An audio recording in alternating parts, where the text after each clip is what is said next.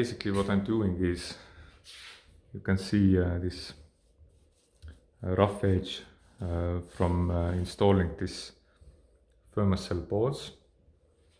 So I'm going to sand these off, and also there is a bit of glue left, like sticking outside in between two Fermacell boards. So I'm going to remove these as well,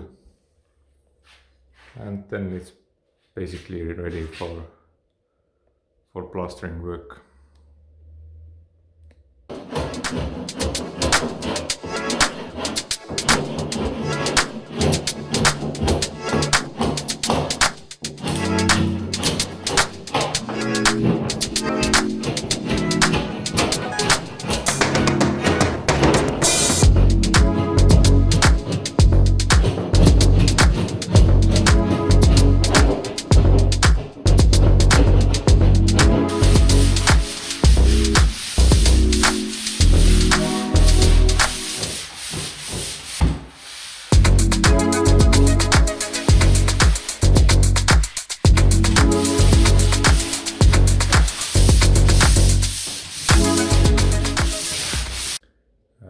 And this Fermacell plastering is a bit different. They have their own like plaster, which dries really fast. So I need to make small batches, so I have enough time to apply it before it hardens. I will cover these joints in between the Fermacell boards, and also the screw heads. And I'm not going to use any tape here because these two boards are glued together. But with drywall I will definitely use paper tape to cover these joints, and also to cover the corners.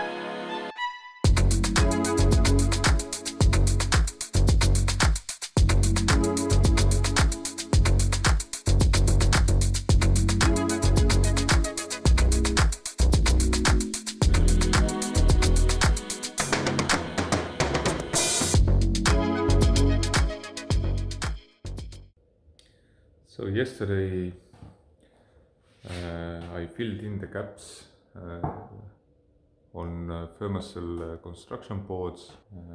I used this Fermacell like joint plaster, which dries really fast.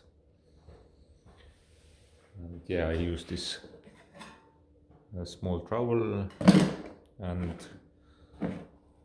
self-made screw box mud pan. So now I'm going to give it like a light sanding. I have here two like sanding pads, as you can see here.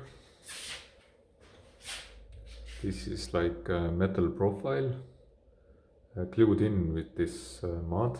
This is the profile, and to cut these I used my like tin cutters.